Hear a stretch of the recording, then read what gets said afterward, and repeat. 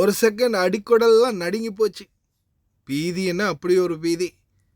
அஸ்ஸலாமு அலைக்கும் வரஹ்மத்துல்லாஹி வபரகாத்து. அன்பார்ந்த அனைத்து உறவுகளுக்கும் இனிய இரவு வணக்கம். முக்கியமான சில செய்திகளோட நான் அதில் மிகவும் பர்சனலான ஒரு செய்தி, என்னை அப்படியே தூக்கி வாரி போட்ட ஒரு சம்பவம். அதுக்கப்புறமா தான் கொஞ்சம் நியூஸில் தேடி பார்க்கும்போது இதோடைய விளக்கம் என்ன அப்படின்றது தெரிய வந்துச்சு.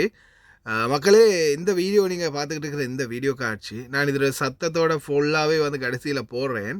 ஒருக்கா ட்ரை பண்ணி பாருங்கள். இந்த மாதிரி உங்களுக்கும் வாழ்க்கையில் எத்தனை தடவை நடந்திருக்குன்னு தெரியலை. இது என்னுடைய கதவு. ஓகே, இந்த கதவு பார்த்திங்கன்னா ரூம் கதவு. சாதாரணமாக ஆட்டோ லாக் எதுவுமே இல்லை, ஜஸ்ட் சும்மா வெறும் கதவு தான். அதை நம்ம தான் இழுத்து மூடணும், அப்போ தான் லாக் ஆகும். நம்ம சும்மா திறந்துட்டு அப்படியோ லாக் பண்ணாமல் இழுக்காமல் கையை விட்டோன்னா அப்படியே போய் லாக்கு கிட்ட போய் கதவு அப்படியே நின்றும். லாக் பண்ணி நம்ம சாத்தணுன்னா கதவு அப்படியே மூடிடணும்னா அப்படின்னா நம்ம ஃபுல்லாகவே கையால் நம்ம தான் ஃபோர்ஸாக இழுக்கணும். அதாவது ஆட்டோ லாக் டோர் லாக் மாதிரி லாக் ஆகாது, எந்த ஒரு மேக்னெட் சிஸ்டமும் இல்லை. கதவை திறந்து இந்த மாதிரி நான் என்ன செய்வேன் பாருங்கள். இப்போ லாக் ஆகிடுச்சு இல்லை, லாக் ஆகாத மாதிரி ஜஸ்ட் ஓப்பன் பண்ணிவிட்டு ஒரு சின்ன இடைவெளி கேப் விட்டு நான் இந்த கதவை இந்த மாதிரி வைப்பேன். என்ன காரணம்னு பார்த்தீங்கன்னா, கதவை ஃபுல்லாக லாக் பண்ணினா வெளியில் கூப்பிட்டா சத்தம் கேட்காது. கிச்சனில் இருந்து சில டைமில் பாபா கூப்பிடுவார், அவங்க சகோதரி வேலை பார்க்குறவங்க கூப்பிடுவாங்க. அப்படி கூப்பிடும்போது வெளியிலேருந்து வேறு யாராவது கூப்பிட்டாலும் சத்தம் கேட்காது. அப்படி இருக்கிறதால நான் கதவு திறந்து வைக்கிறது. இது நான் உள்ளேருந்து ஃபோன் நோண்டிக்கிட்டு கட்டியில் இருக்கிறேன். சடனாக கதவு இந்த மாதிரி ஓப்பனில் இந்த கதவு தானாக இழுத்து மூடிக்கிச்சு.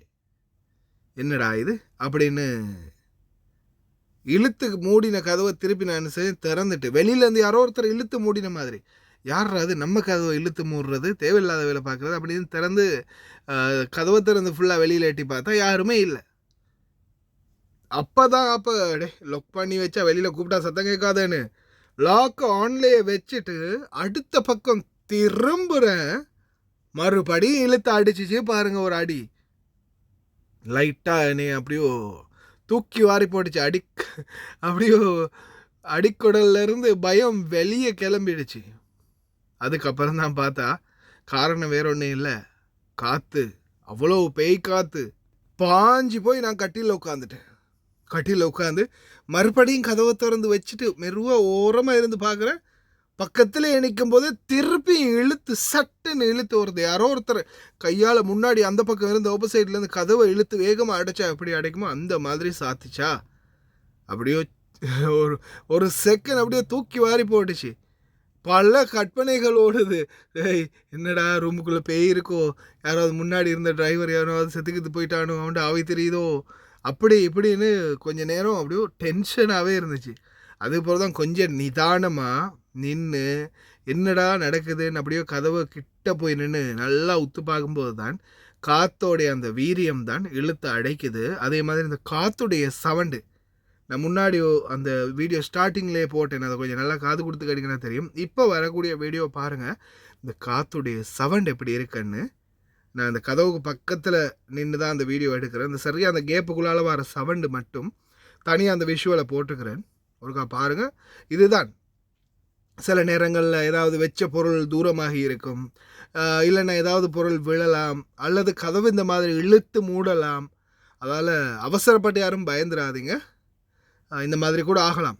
இதுலேயும் கூட ஒரு சிலர் பேனிக் அட்டாக் ஆகிறதுக்கு வாய்ப்பு இருக்குது. என்னையே அப்படி தூக்கி வாரி போட்டுச்சு. அப்போ ஒரு லேடியாக இருந்திருந்தால், ஒரு பெண்ணாக இருந்திருந்தால் என்ன ஆகிருக்குன்னு நான் சும்மா சிந்தித்தேன். அதனால தான் இந்த வீடியோவையும் கொண்டு வந்து. அதே மாதிரி காற்று, வெளியில் நெருப்பு காற்று, பேய் காற்றுன்னு சொல்லலாம், அப்படி ஒரு காற்று இருக்குது பாலைவன பகுதிகளில். இதையும் இதோட இன்னும் அதிகமாக இருக்கும் அப்படின்னு சொல்கிறாங்க. இந்த வார இறுதிக்குள்ளேயும் மறுபடியும் மழை வரும் அப்படின்னு சொல்கிறாங்க. தயவு செய்து ரொம்ப கவனமாக இருங்க, குறிப்பாக பாலைவன பகுதிகளில் இருக்கக்கூடிய அன்பார்ந்த உறவுகள். இன்ஷா அல்லாஹ் அனைவரையும் எல்லாம் வளருவேன் பாதுகாக்கட்டும். இதோ இந்த வீடியோ சவுண்டோடு போடுறேன், ஃபுல் சவுண்ட். நானும் இதில் சவுண்ட் வச்சு போடுறேன். நீங்களும் உங்களுடைய ஃபோனில் ஃபுல் சவுண்டை வச்சு கேட்டு பாருங்கள். அப்போ தான் உங்களுக்கும் புரியும் இந்த காற்றுடைய வீரியம் எப்படி இருந்துச்சுன்றது. ஒரு அந்த புயல் காற்று சத்தம் கேட்டிருக்கீங்களா, அது லைவாக பார்க்கலாம், பாருங்கள்.